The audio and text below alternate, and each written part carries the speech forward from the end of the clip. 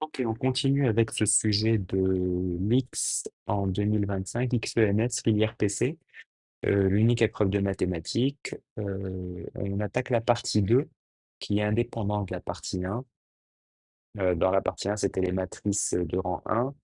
Maintenant, on va travailler sur des déterminants.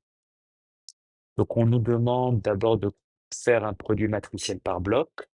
Voilà, on fait notre produit, on indique que peut-être que les tailles de matrice correspondent, c'est-à-dire qu'on est sur du n+1 par n+1, et que donc les blocs sont de la bonne taille. Et les produits par bloc, c'est comme des produits de matrice, c'est comme des produits, pardon, oui, normaux de matrice, c'est juste qu'au lieu de gérer des coefficients, on gère des matrices, et donc on le fait directement, et voilà,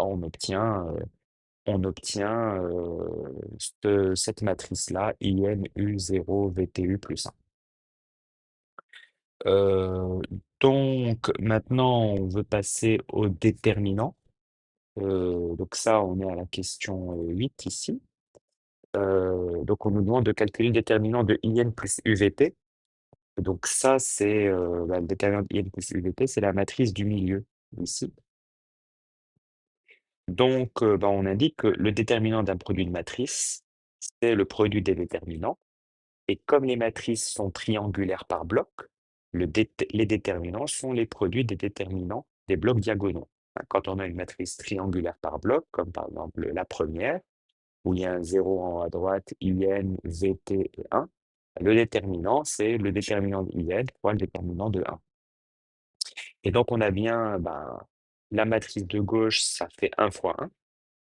La matrice du milieu, c'est déterminant de IN plus UVT fois 1.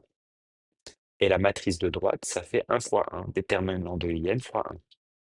Et à droite, on a obtenu 1 fois VTU plus 1. 1 pour le déterminant de IN et VTU plus 1 pour le coefficient.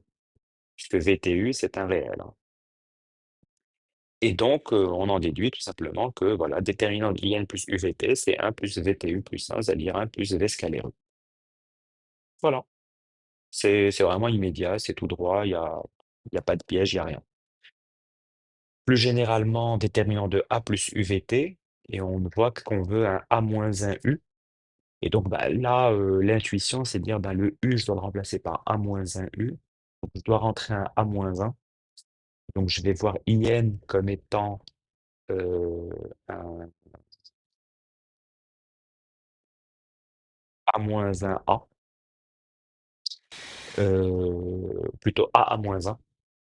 Et donc ça va me permettre de factoriser en quelque sorte le A et de garder le A moins 1. D'accord, donc on regarde ça. Donc je prends A dans GLM de R, donc A moins 1, ça vaut IN. Et donc le déterminant de A plus UVT, je peux voir ça comme le déterminant de A. Je mets A en facteur et il me reste IN plus A moins 1 UVT. Et donc là, je vais sortir le A. Ça va faire det A fois det de IN plus A moins 1 UVT. Et je vais poser U0 qui vaut A moins 1 U. Et je vais me rapporter à la question d'avant. C'est juste qu'au lieu de U, j'aurai U0. Et ça sera exactement pareil. Euh, donc j'obtiens que déterminant de IN plus A-1 UVT, c'est déterminant de IN plus U0 VT. Donc ça, d'après la question 8, c'est 1 plus V scalaire U0. Donc c'est 1 plus V scalaire A-1 U. Et donc on obtient exactement le résultat escompté. Une fois qu'on a compris qu'on voulait juste remplacer U par A-1 U, il n'y a aucune difficulté. Montrer que A plus UVT est inversible si et seulement si V scalaire A-1 U est différent de -1. Voilà, pareil, là, c'est des questions vraiment trop faciles, je trouve, pour ce concours. Je ne vois pas comment est-ce qu'on va distinguer les candidats avec des questions comme ça. A plus UVT est inversible si et seulement si le déterminant est non nul, si et seulement si déterminant de A différent de 0 ou V scalaire A-1 U est différent de -1, puisque ça, on a le produit. Or, A est inversible, donc le déterminant de A est différent de 0, et donc A plus UVT est inversible si et seulement si V scalaire A-1 U est différent de -1. Voilà, puisque la condition déterminant de A différent de 0, elle est vérifiée par hypothèse. Voilà, bah, écoutez, on continue, hein, là, une question qui demande un tout petit peu plus de savoir-faire, mais vraiment un tout petit chouïa.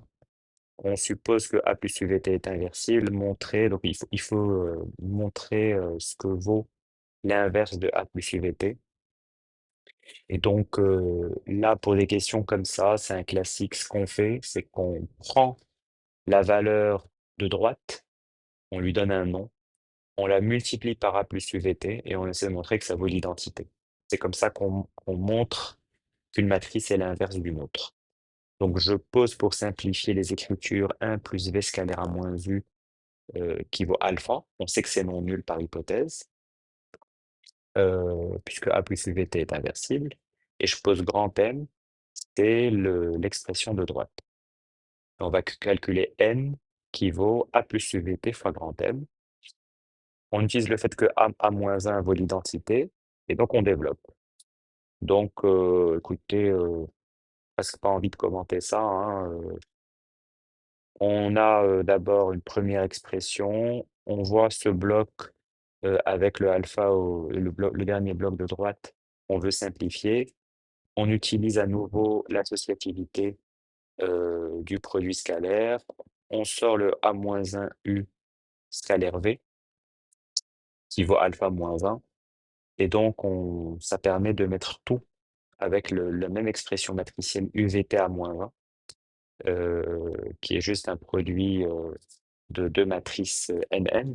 UVT, c'est une matrice NN et A-1, c'est une matrice NN. Et donc, voilà, on simplifie, le coefficient dans la parenthèse vaut 0,